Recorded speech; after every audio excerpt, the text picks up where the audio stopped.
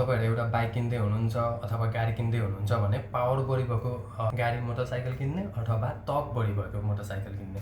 Hello नमस्ते everyone, तपाईहरु हेर्दै हुनुहुन्छ मोटो रिभ्यू नेपाल र स्पेशली आज हामी कुरा गर्दै छौं तपाईहरु एउटा बाइक किन्दै हुनुहुन्छ अथवा गाडी किन्दै हुनुहुन्छ भने पावर बढी भएको गाडी मोटरसाइकल किन्ने अथवा टर्क बढी भएको मोटरसाइकल किन्ने।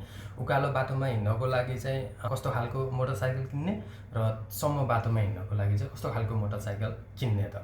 यो भिडियोमा हामी स्पेशली पावर र टर्कलाई चाहिँ सजिलो भाषामा बुझ्ने छौं र भिडियोलाई अन्तिमसम्म हेरिदिनु होला। यदि च्यानलमा नयाँ हुनुहुन्छ भने च्यानललाई सब्स्क्राइब गर्न चाहिँ नभुल्नु होला। फर्स्ट अफ अल त हामी पावरको बारेमा कुरा गर्नेछौं। पावर भन्न बित्तिकै हामीले के बुझ्छौं भने धेरै ठुलो सीसीको बाइक भयो भने उकालोमा नि मज्जाले तान्छ र सानो सीसीको बाइकहरुले चाहिँ तान्दैन उकालोमा भन्ने बुझ्छौं। यो कन्सेप्ट चाहिँ गलत हो है त।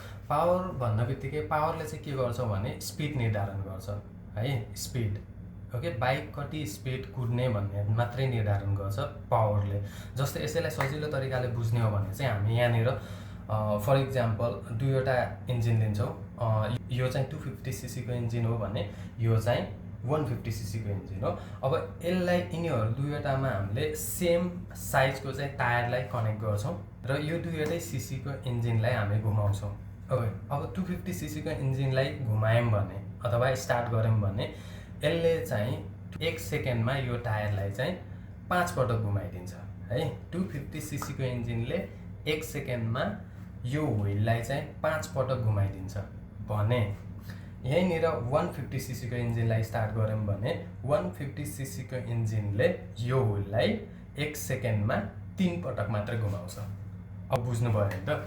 यसको मतलब ठुलो सीसीले चाहिँ टायरलाई बढी घुमाउँछ, सानो सीसीले चाहिँ टायरलाई कम घुमाउँछ। ओके, तराईको लागि सम्म बाटोमा कुदाउनु पर्यो अथवा तपाईलाई छिटो कुदाउनु छ, एकदमै रफली कुदाउनु हुन्छ, एकदम छिटो कुद्ने बाइक चाहियो भने obviously पावर बढी भएको बाइक चुज गर्नुहुन्छ। obviously you will go for 250 cc। All right, अब हामी कुरा गर्दै छौं टर्कको बारेमा है त। टर्क भन्न बित्तिकै हामीले के बुझ्नु पर्छ भने तान्ने क्षमता है त। जुन बाइकमा टर्क बढी हुन्छ त्यो बाइकले चाहिँ धेरै लोड पनि तान्न सक्छ उकालोमा, तर जुन बाइकको टर्क कम छ, पावर बेसी छ, त्यो बाइकले चाहिँ उकालोमा तान्न गाह्रो मान्छ। अब यहीँनिर हामी दुईवटा इन्जिनलाई कम्पेयर गर्छौं, 250 सीसी र 250 सीसी है। प्र्याक्टिकल्ली हामीले हेर्ने हो भने मार्केटमा तपाईको R15 मा युज भएको इन्जिन चाहिँ त्यसैको WR155 मा पनि युज भएको छ। R15 भनेको स्पोर्ट बाइक, WR155 भनेको चाहिँ डट बाइक है। अब डट बाइक भएको कारणले WR मा चाहिँ सेम इन्जिन भए तापनि टर्क बेसी छ।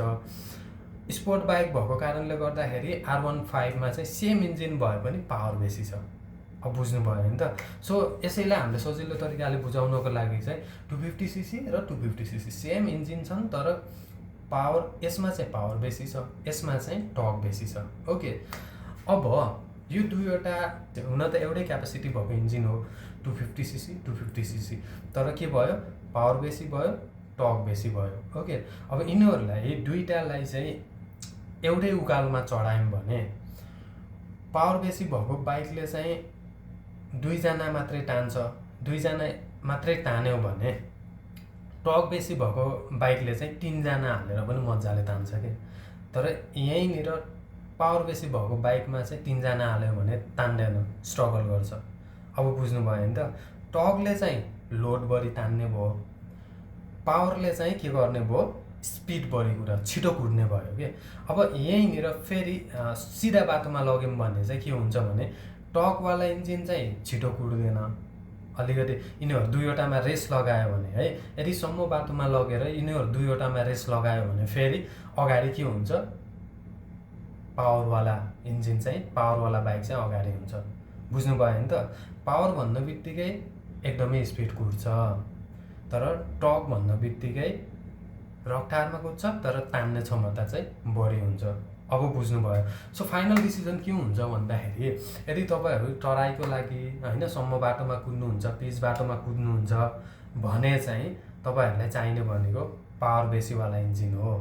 तर यदि तपाईहरु पहाडमा कुदाउनुहुन्छ, उकालो गर्नुपर्छ, उकालो ओह्रालो गर्नुपर्छ हैन, कच्ची बाटोतिर चलाउनुहुन्छ भने चाहिँ तपाईहरुको लागि चाहिँ पावर होइन टर्क बेसी भएको इन्जिन चाहिँ इम्पोर्टेन्ट हुन्छ। होप भिडियो चाहिँ युजफुल भयो होला, धेरैजनाले बुझ्नु भयो होला र भिडियो कस्तो लाग्छ सुझाव सल्लाह दिनुहोला र हामी यस्तै खालको इन्फर्मेटिभ भिडियोहरू चाहिँ अझै पनि लिएर आउनेछौँ। Thank you so much for watching.